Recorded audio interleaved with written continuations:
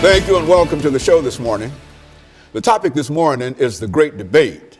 And we're fortunate to have with us to talk about the Great Debate, Professor Dr. AAl-Hadid, formerly from Tennessee State University. And of course, Dr. AAl-Hadid, you've been with us many, many times. And I think that for most of our audience, you really need no introduction, literally. But in case there might be a few people who might not have seen you within this context before, let's have you to give us some information about your background, your education, and some of the experiences before becoming involved with the topic, the Great Debate this morning. Then we'll talk about, by the end of at that time, it should be time for the first commercial break, and then we'll get into the second segment dealing almost exclusively with the Great Debate, as well as that last 10-minute segment. Let's do it from that perspective. Well, I would like to start with the idea that I'm originally from Montgomery, Alabama, and my consciousness in terms of becoming aware of social issues and culture came about by participating in the civil rights movement there in Montgomery. I came of age between the Montgomery bus boycott in 1955 and the Selma to Montgomery March in 1965. And it was through that experience that I came to understand injustice. I came to understand the nature of the struggle. In fact, it led me to understanding how you take basic Christian principles and apply them to social change when I was a student there at Alabama State.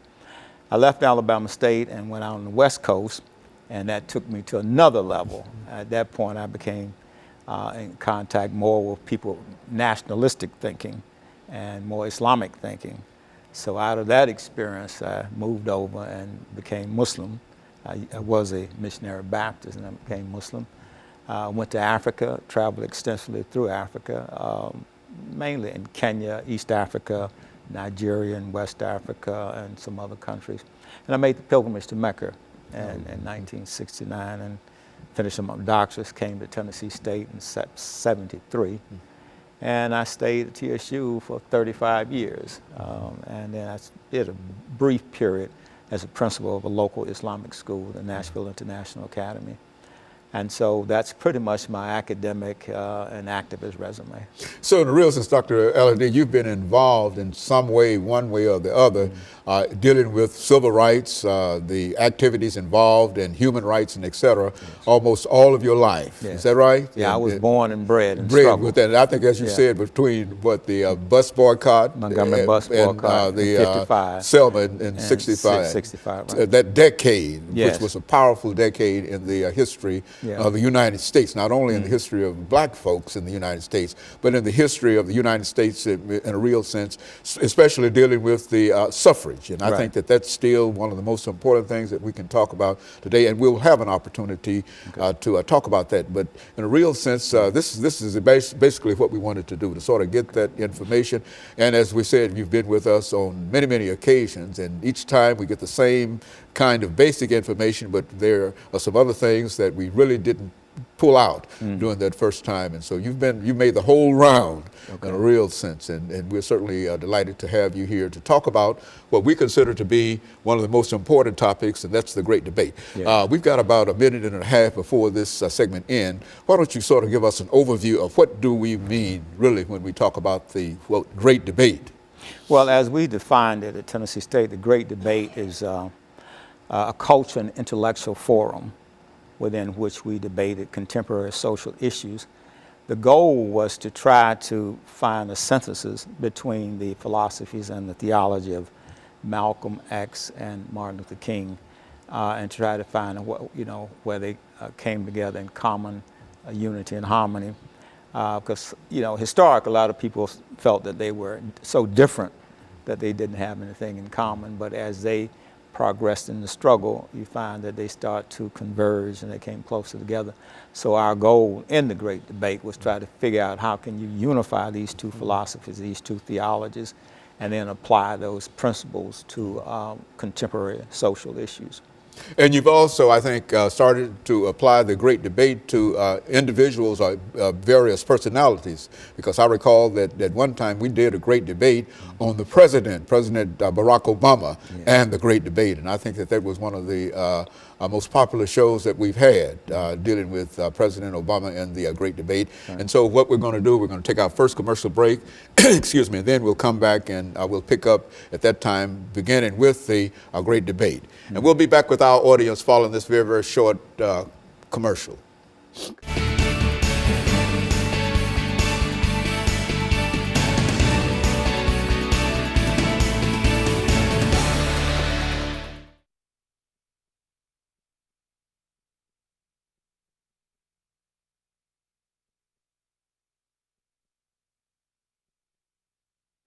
Thank you and welcome back to the second segment of the show for the morning.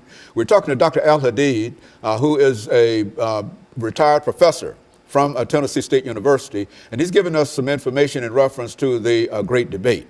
Professor Al-Hadid, let's see if we can pick up where we left off during the first segment and have you to start talking about the Great Debate itself. Mm-hmm. I like to put the Great Debate in some historical context. I see it in three stages. One is what I would call the archetypical Great Debate, and that was the tension between those leaders, primarily who were doing slavery, who wanted to repatriate back to Africa, and then another group of people who wanted to assimilate into American society. So out of those who wanted to repatriate, you got the establishment of the country of Liberia on about the time of the Civil War. And for those that wanted to repatriate after the American Revolution, you got the establishment of Sierra Leone. Mm-hmm. So there were actually two colonies established from ex-slaves from America, Sierra Leone during the period of the American Revolution, and then you had Liberia during the period of the Civil War. And you had other people who felt that they didn't leave anything in Africa, didn't want to go back. So they would say, as soon as we're free, we're going to assimilate into America. Well, when slavery ended, in 1865, there was the illusion of assimilation, but the reality of Jim Crow. So out of that dialectic came another great debate, and that great debate was between what we might call separation and integration. And you had people who wanted to take those positions. And this one I would call the prototypical great debate. And that was the great debate between Booker T. Washington and W.E.B. Du Bois. Most of us know that debate. That's the most familiar one. Du Bois was, and they both dealt with educational institutions. Du Bois pushed a liberal arts agenda for the private schools, because he was a graduate of Fisk University. And Booker T. Washington pushed more or less an agenda of self-determination. Lifting yourself up by your own bootstraps. And he developed it based on the A&I model, agricultural and industrial. So out of that came, out of his vision came a lot of your land grant schools like Tennessee State University, Arkansas A&M, Florida A&M, and so forth. So Booker T. Washington's philosophy was more of a land grant philosophy, where development was based on the land and agriculture, and Du Bois's philosophy was more liberal arts. And so he wanted people to become scholars, intellectuals, and study the classics. And so they clashed, you know, and Du Bois is probably best known for his role in being one of the founders of the NAACP, and then later on being a person who created the early Pan-African movements. He did 5 Pan-African movements, so he went from the assimilation with NAACP, then he became a Pan-Africanist, a socialist, and finally he left the country and repatriated himself to Ghana, where he was a guest there of Kwame Nkrumah, the first African head of state there in Ghana. Now, of course, with Booker T. Washington's legacy, which was one of economic self-sufficiency and economic self-determination, his argument was picked up by Marcus Garvey. As a matter of fact, when Garvey came from Jamaica, he said that of all of the leaders in America, Booker T. Washington was the only one that had any sense, because he was the one who was trying to understand white supremacy and apartheid the way it was. So Garvey picked it up in 1916, and then he got accused of mail fraud and was put in prison in Atlanta. But before that happened, he organized one of the largest movements in the history of our people. I think he mobilized about 6 million people as a part of his organization, Universal Negro Improvement Association. When Garvey was taken off the scene in 1928, on the heels of Garvey came another man actually two people. One was Noble Drew Ali with the Moorish Science Temple, and then the other one was Farad Muhammad, who came in 1930. And so what they did, you went from Booker T. Washington to Marcus Garvey, and from that, then the Islamic nationalism came out in those two movements, the Moorish Science Temple, Noble Drew Ali, and then the Nation of Islam with Farad Muhammad, and later Elijah Muhammad, who picked it up from Farad Muhammad. That's interesting. Yes, and then of course with the civil rights movement, then out of that came, you know, Martin Luther King and A. Philip Randolph with the Pulling the Cars Porter. So you had these two movements, and eventually we come to the point where Malcolm and Martin come on the scene in the mid 1950s. Malcolm being associated with his Mosque No. 7 in Harlem, and Martin Luther King coming on the stage at Dexter Avenue Baptist Church in Montgomery, Alabama, and then later he went to Ebenezer there in Atlanta. So when those two men came on the scene, the gap between the two was getting narrower and smaller. So we started out with the two extremes, either assimilate here as a domestic strategy or repatriate back to Africa. Most people didn't want that. So now you deal with integration versus separation. And then in the case of Martin and Malcolm, it was separation versus integration. But Elijah Muhammad was not like Marcus Garvey. He did not necessarily want to go back to Africa. He was pushing more an idea of reparations. He wanted the United States government to give African Americans some arable states in the South mainly, 2 or 3 states, so that it could develop a nation within a nation. Of course, that was utopian thinking because, you know, a civil war was fought when the Southerners broke away from the Union, but that, you know, never happened. So he was pushing a philosophy of reparation for the pain and suffering of slavery, separation from whites because they didn't want to integrate, and then self-determination, economic self-determination. So he was more or less embraced Booker T. Washington economic agenda. When Martin Luther King came along, the dominant civil rights movement was the NAACP, and of course A. Philip Randolph with the labor movement, the Pullman Car Porters. And so you had a labor agenda with A. Philip Randolph, and then you had Rel Wilkins with the NAACP, but their battle was mainly in the courts. It was when Martin Luther King came along that the fight was actually taken to the streets, and they embraced the philosophy of Mahatma Gandhi.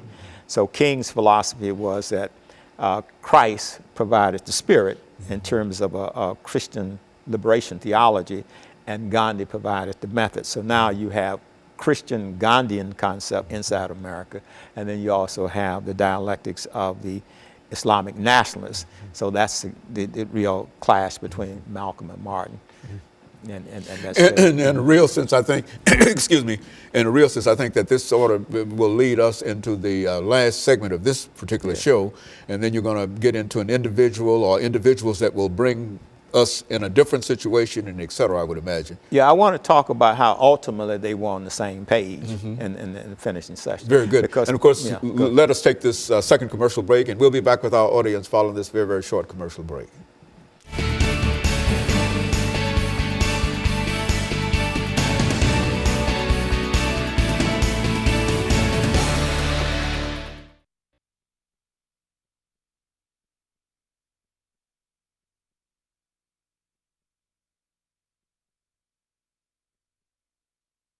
Thank you and welcome back to the third segment of the show for the morning.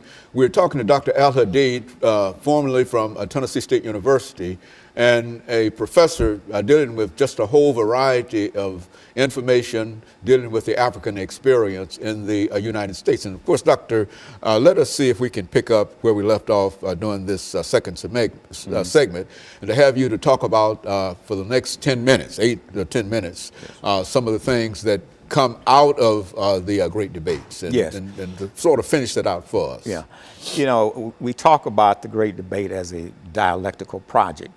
We usually present Dr. King as the thesis of integration, and Malcolm or El-Hajj Malik El-Shabazz as the antithesis. So that's where your conflict come in.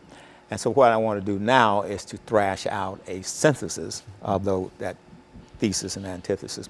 So when we try to synthesize King and Malcolm, we have to understand that the zeitgeist, or the spirit of the time, some call it the forces of history. You know, history is animated by a spirit. And those events and dates and so forth are animated by a spirit.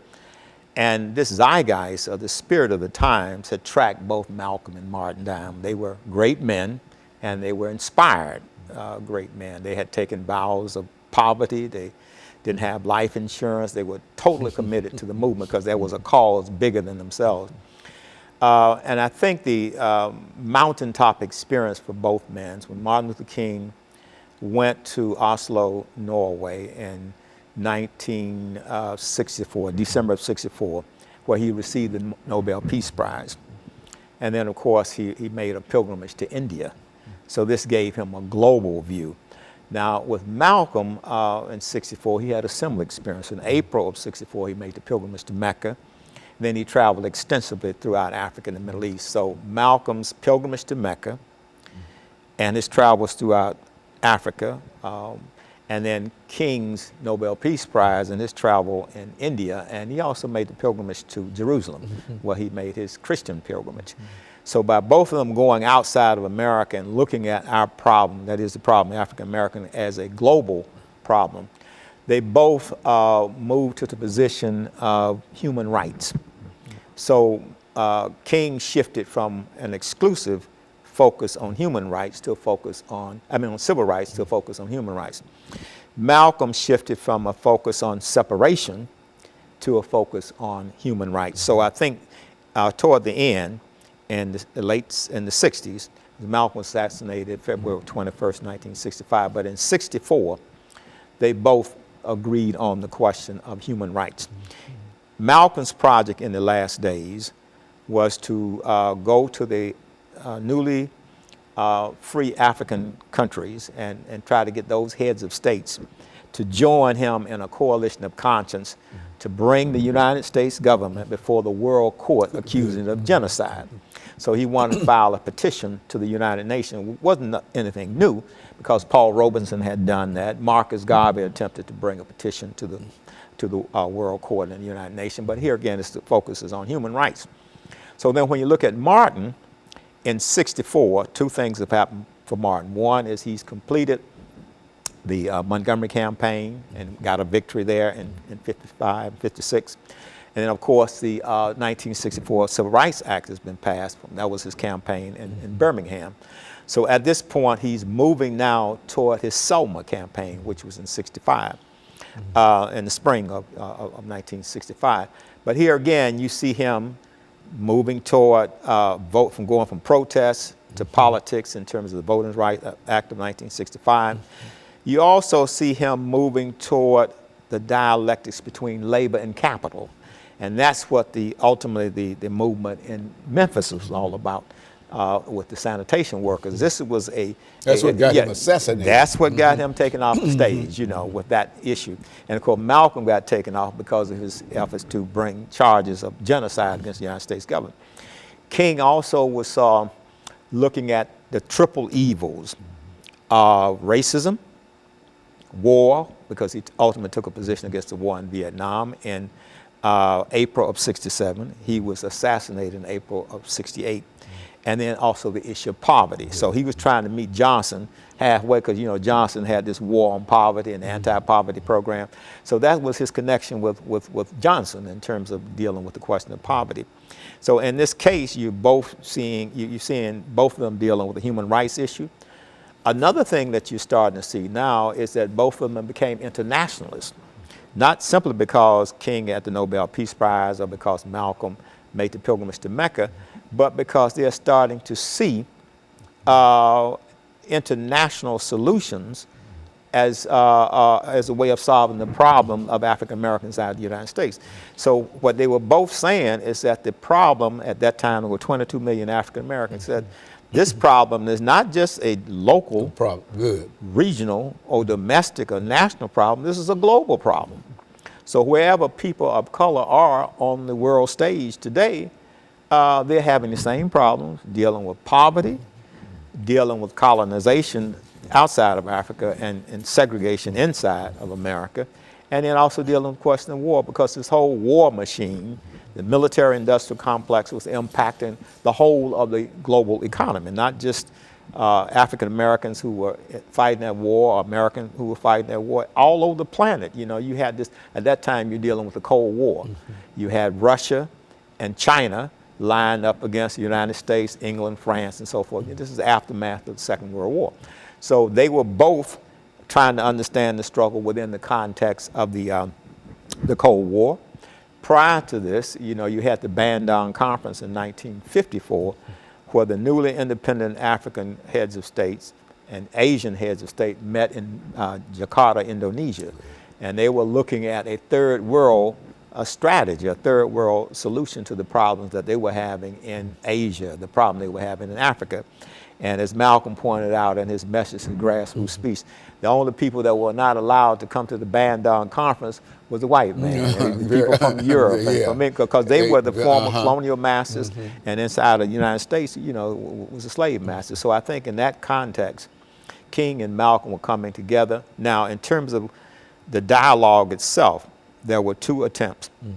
One is when King and Malcolm met in the Congress in 1964, when they were debating the 1964 Civil Rights Act.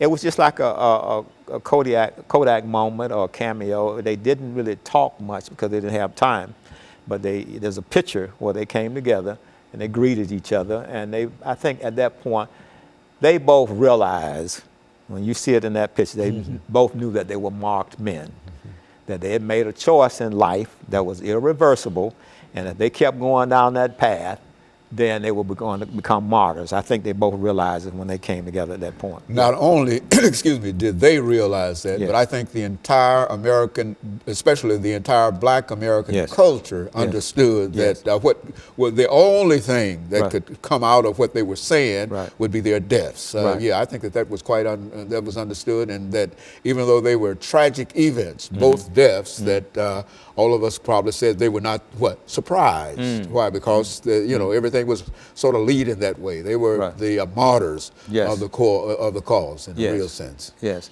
and then with King coming to that realization, he started.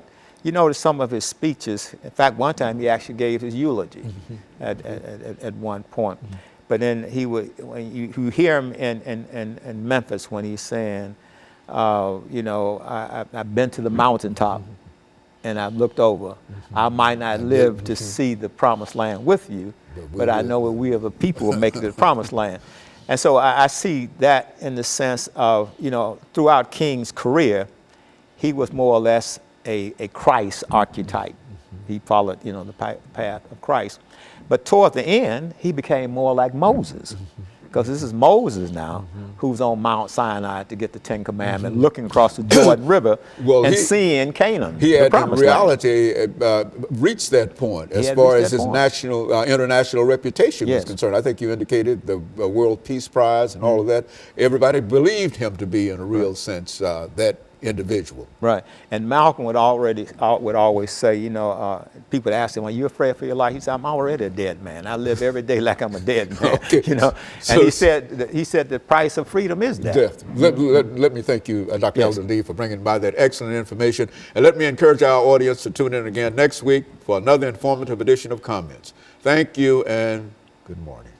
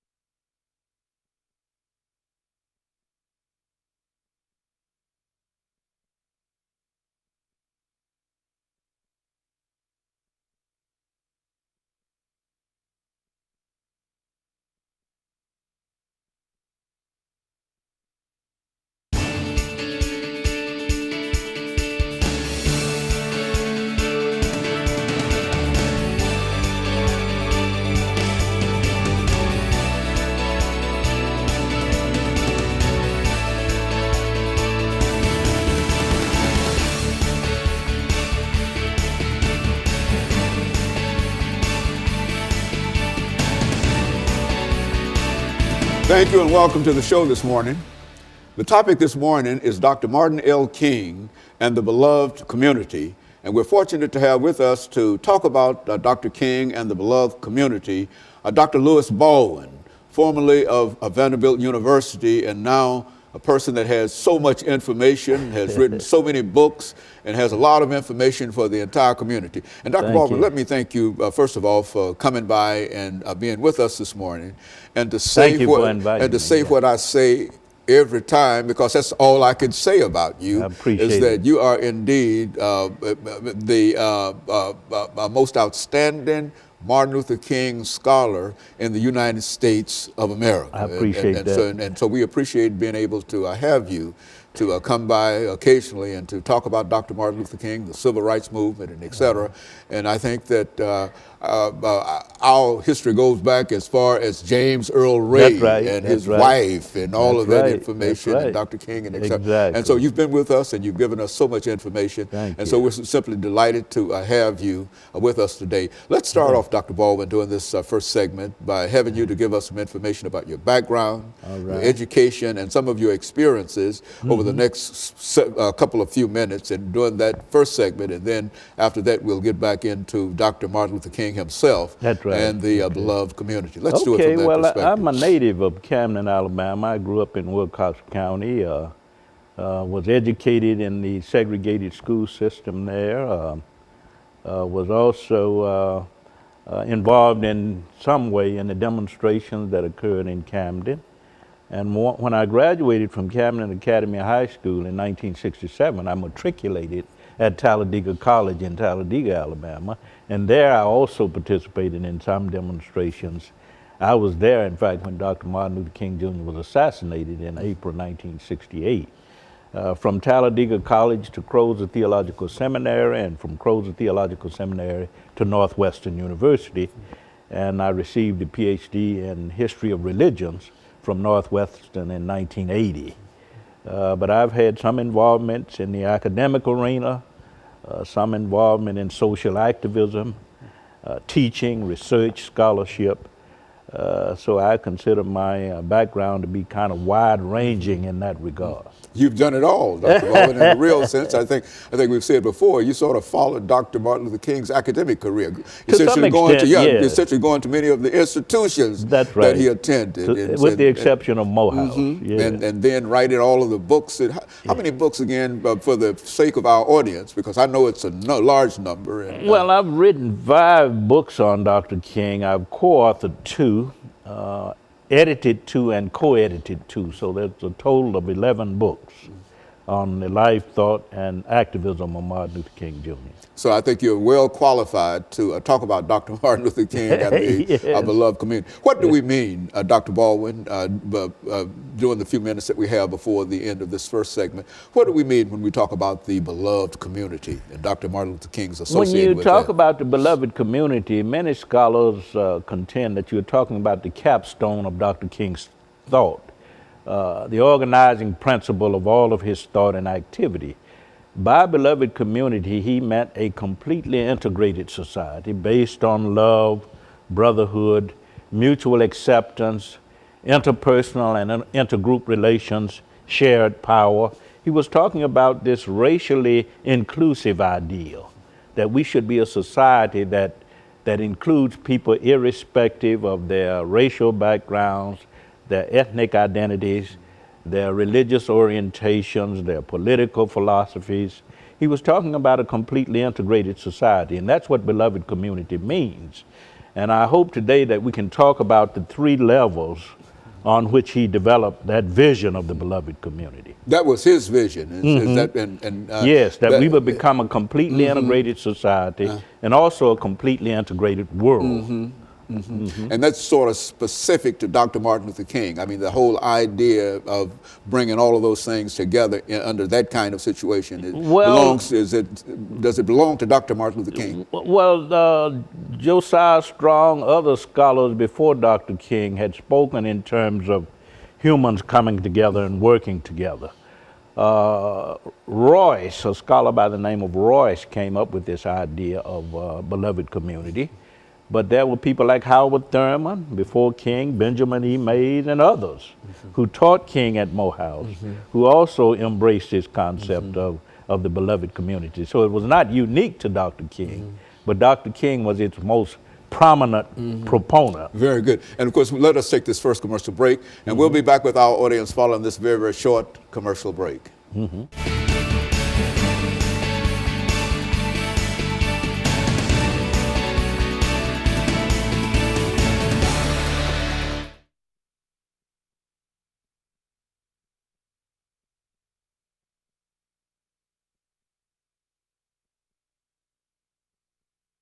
All right. Thank you, and welcome back to the second segment of the show for today. We're talking to Dr. Lewis Baldwin, who's given us some information in reference to Dr. Martin Luther King and the beloved community. And of course, Dr. Baldwin, let's see if we can pick up again at this segment to talk about some of the other things in reference to Dr. King and the beloved community. Yeah, I'd like to point out that Dr. King's conception of the beloved community has to be understood on three levels. First of all, there's the vision of the New South. If you look at that period from 1954 to 59, when Dr. King was pastor of Dexter Avenue Baptist Church in Montgomery, much of that period he was also a leader of the Montgomery bus boycott. He spoke in terms of a New South, a racially inclusive South versus the Old South, which was what? Racially separatist, characterized by secessionism and the Civil War and Confederate tradition. Dr. King wanted to get rid of that whole Old South tradition and to bring into being what he called a New South, which would be a racially integrated South, a South, as he put it, that would experience a social, political, and economic boom. That's what he had in mind when he spoke in terms of the New South. He was speaking on a regional level, and this is how his beloved community vision found expression on the regional level. Now, when you get to the national level, you have to speak in terms of the American dream. From 1960 up to about 1964, the American dream metaphor figures prominently in Dr. King's rhetoric, in his speeches, in his interviews. Remember, I said in 1954 to 1959, it's the New South idea. But from 1960 to 1964, he's talking about the American dream, and he's arguing that America is essentially a dream unfulfilled. And our struggle is designed to bring about the fulfillment or the full realization of the American dream. That is the right to access to public facilities, the right to vote, to hold public office. It means economic empowerment. It means the right to the pursuit of happiness.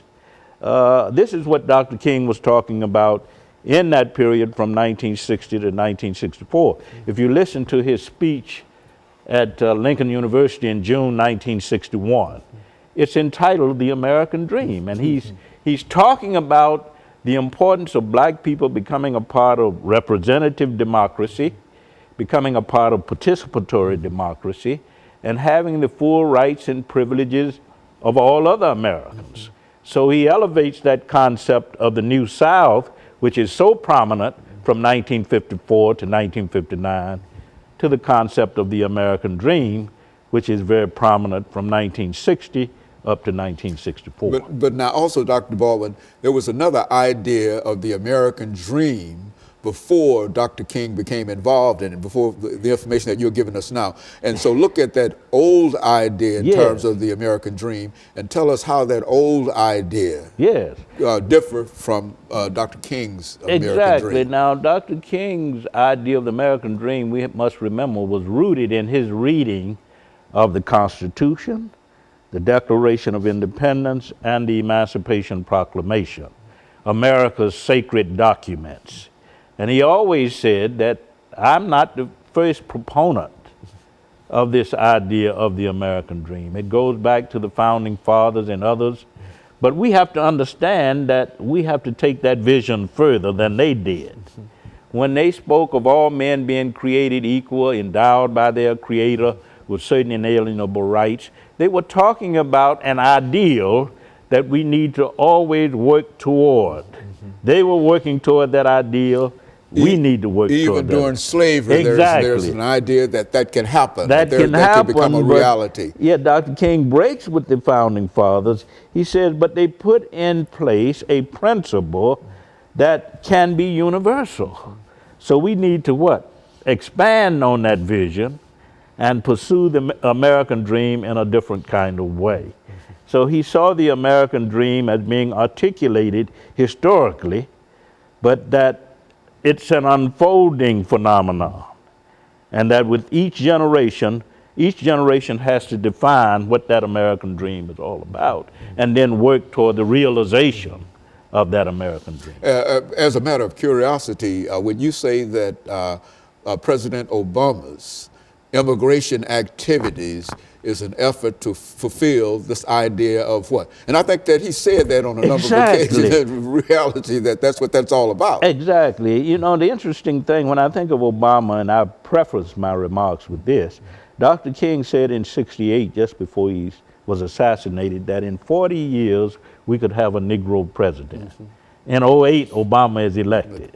That's 40 years. That's Dr. King, too. And I think there's a book by Earl O'Cara Hutchison, I think, called From Obama to King. And he makes the point that much of what is happening in the Obama administration is what? The coming to fruition the of fulfillment ideals in a real sense of that Dr. King that had. Makes sense. Because when you talk of immigration, the DREAM Act, and what Obama has done to increase the chances of Latinos engaging in participatory democracy in this country, it's amazing. And I think that immigration initiative on the president's part is very much in line with Dr. King's dream of the beloved community, because it is a community, it is a situation that involves the coming together of peoples of all racial and ethnic backgrounds to experience the fullness of what it means to be children of God. Or to be an American citizen as well. Exactly.